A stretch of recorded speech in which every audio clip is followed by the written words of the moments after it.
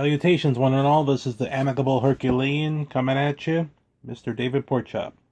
How are you? Welcome to the David Porkchop Show. Well, let's see what's cooking here. Just gonna fart around and more bits of verbal masturbation, if you will, from me there. I don't know. I mean, the big topic online that everybody seems to be speaking about that is relevant to me. Because, as you all know, I try not to discuss religion, politics, or the Great Pumpkin. If it could be avoided, of course. It's about, it involves a little bit of wrestling here, WWE. So, if you are not WWE fans, you can go ahead and skip this video there. No hard feelings and whatnot, but thank you for stopping by anyway, regardless. And I'll catch you next time. Hopefully next time I'll talk about something a little bit more of a wider topic, Walking Dead or something like that there, which I'm sure I'll discuss at some point in a future bit. But anyway, wrestling today, November 5th, 2015. WWE's overseas in a tour, and Seth Rollins suffered an injury, which is basically going to sideline him for quite a number of months, to the point where he actually has to vacate the WWE World Heavyweight Championship title, which is the main title WWE, or WWF, for those of you that are not familiar with it. That's what they call themselves now. Instead of WWF, it's WWE. And Seth Rollins is their big heel right now that they've been pushing as of late there, and he's had the title since WrestleMania, when he cashed in his Money in the Bank contract to get the title, basically. And he's weaseled and cheated his way through and whatnot, and had some legitimate victories to his credit. And he's a solid performer overall, so it's unfortunate that these plans that they had in place here now have to get shuffled around and whatnot there. But looks like the two big options everybody seems to be discussing is Dean Ambrose and Roman Reigns. Either having Roman Reigns win the title and get a run with it, or Dean Ambrose either getting a run with it or turning heel and having him feud with Roman Reigns over it or whatnot there. Something to that effect.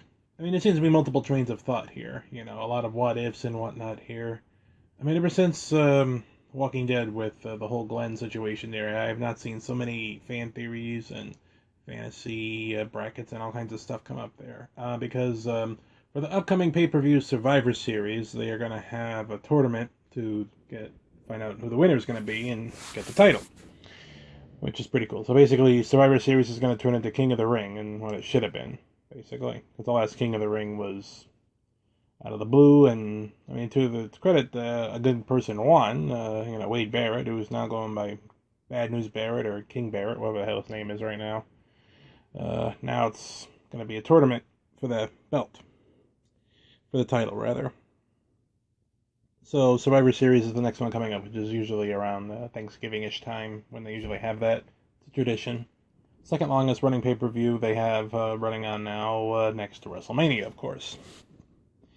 So there's multiple trains of thought running around here. I mean, the one that I mentioned previously with either Ambrose or Reigns, who's like the top heel right now, and because they're kind of in trouble right now. Let's see here, because John Cena has requested some time off or whatnot there, so he's out of the picture there for the time being. Randy Orton had an injury as well, so he's out of the picture for a while as well, too.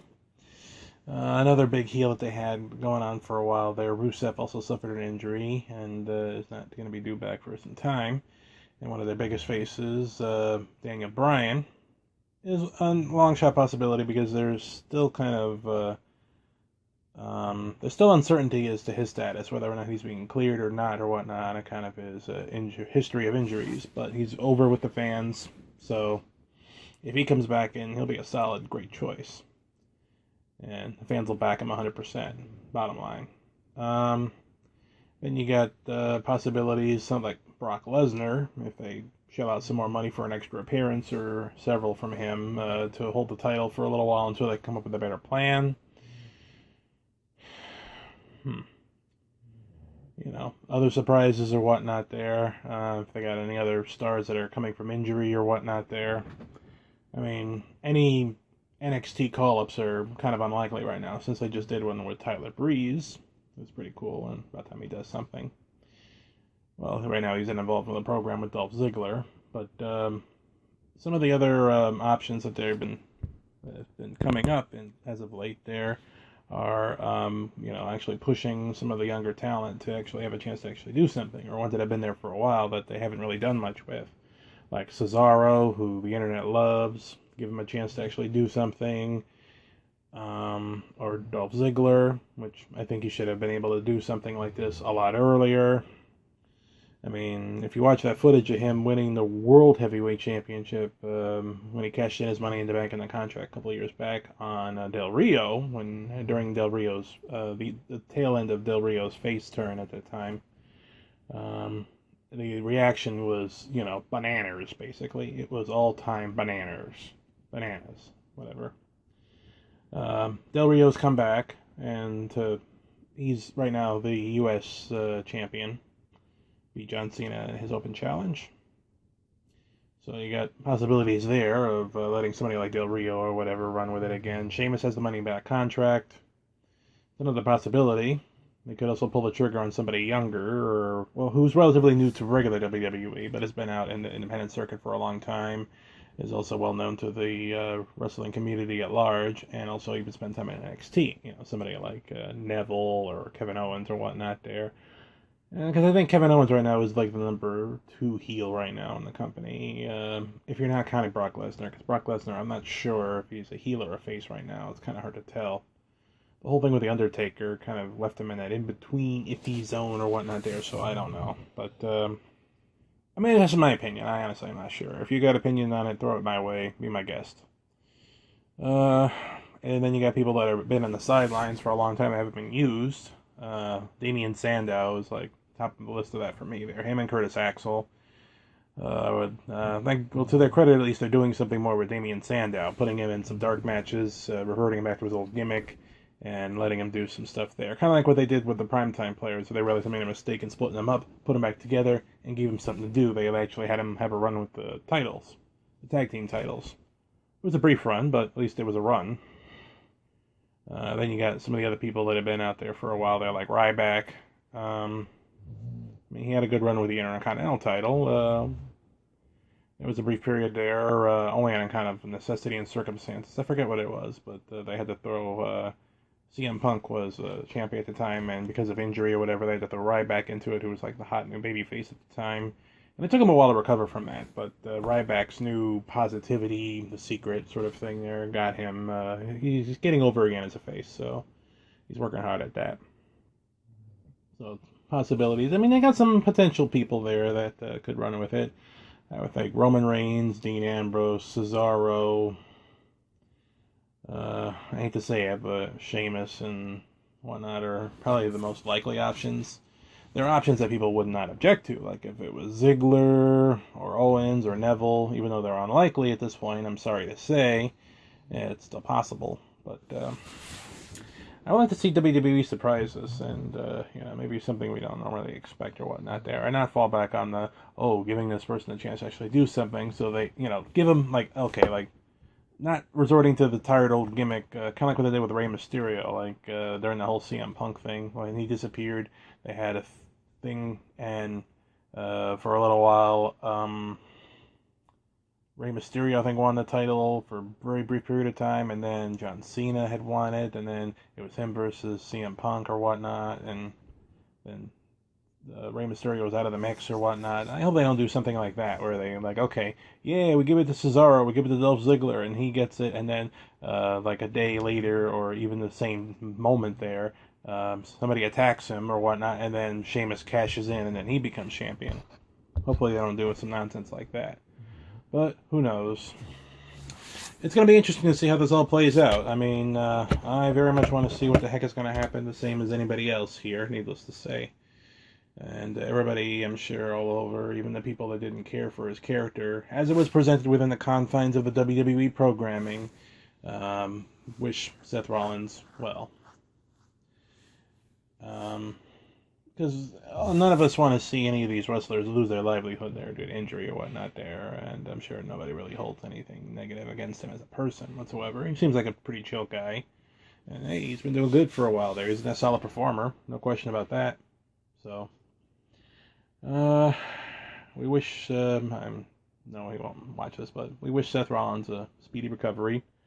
and look forward to him kicking some butt. And I would just hope that if he does come back, he comes back with a solid reaction, and he actually comes back as a face. That would be a nice change of pace there. I always like to see something different once in a while there, instead of the same old formula and same old junk. But we'll see.